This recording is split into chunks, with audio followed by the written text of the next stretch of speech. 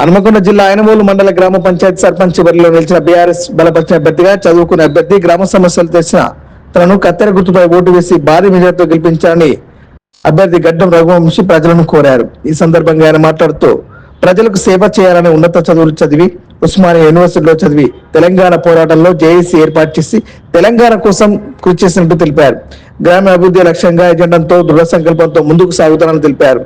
ఈ సందర్భంగా మీ బిడ్డగా ఆదరించి ఆశీర్వదించి భారీ మెజార్టీతో గెలిపించాలని ఆయన కోరారు.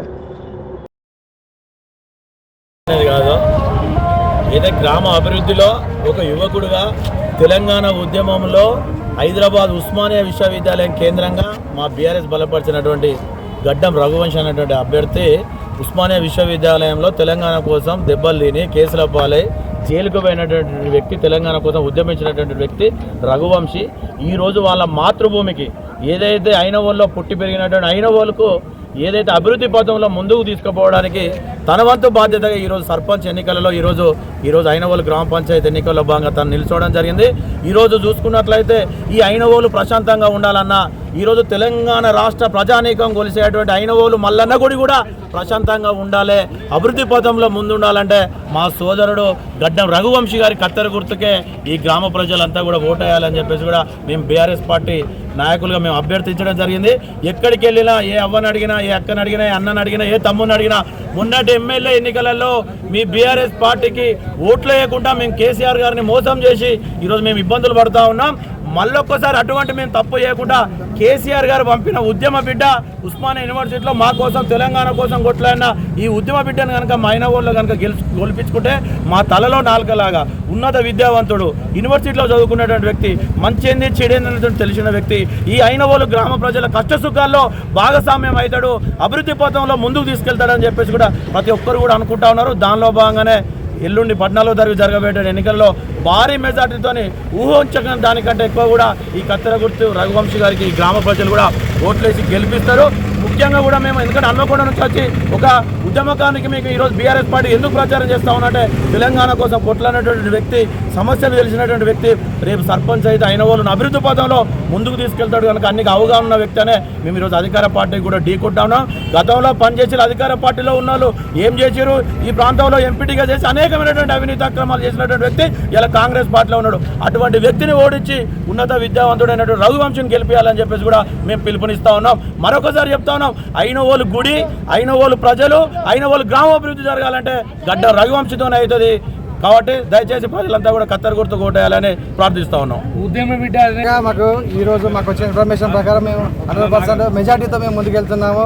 కాకపోతే అధికార పార్టీ అని చెప్పేసి వాళ్ళు మందు బాటిళ్లతో, బిర్యానీ ప్యాకెట్లతో, పైసలతో ఎలా ఏంటంటే ప్రజలను భయప్రాంతం గురి చేస్తున్నారు. నాతో ఎవరైనా తిరగాలంటే వాళ్ళను ఇబ్బంది పెడుతున్నారు.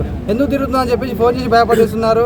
ప్రజలరా మీ అందరికీ విజ్ఞప్తి చేస్తున్నాను, ఈ అధికార పార్టీతోనే ఇప్పుడు 2 సంవత్సరాల నుంచి ప్రభుత్వం వచ్చి గ్రామ ప్రజలు ఏంటంటే చీదరించుకుంటున్నారు.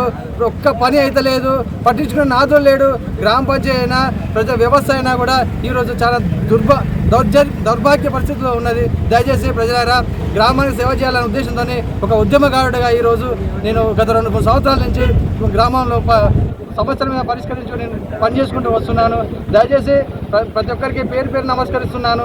అలాంటి చదువుకునే వ్యక్తికి, విద్యావంతునికి ఒక అవకాశం ఇచ్చి ఇలా గ్రామంలో సేవ చేసేందుకు మీ అందరికీ సహకారం కావాలని చెప్పేసి కత్తెర గుర్తుకు ఓటేసి భారీ మేయర్తో గెలిపించాలనే విధంగా విజ్ఞప్తి చేస్తున్నాను. అదేవిధంగా గ్రామ పంచాయతీ ఎలక్షన్లు అంటే వ్యక్తుల చరిత్ర చూడండి.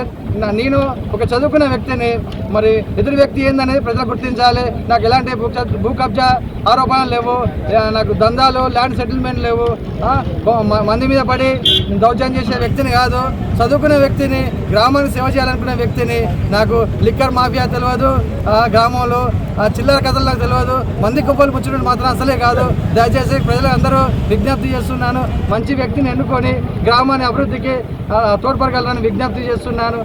మన గ్రామము, నా యొక్క లక్ష్యం ఏంటంటే, నా గ్రామం ఏంటంటే మన జిల్లా స్థాయిలోనే ఆదర్శ గ్రామంగా తీర్చిదిద్దానే ఉద్దేశంతో నేను ముందుకు వస్తున్నాను. నా గ్రామంలో అనేక సమస్యలున్నాయి. నా ప్రభుత్వ పాఠశాల ఈరోజు మూతపడే పరిస్థితి వచ్చింది. అదేవిధంగా రోడ్డు సమస్య ఉన్నది, డ్రైనేజీ వ్యవస్థ ఇబ్బందిగా ఉంది. అదే లక్ష్మీపురం గ్రామంలో రోడ్డు సమస్య ఉంది.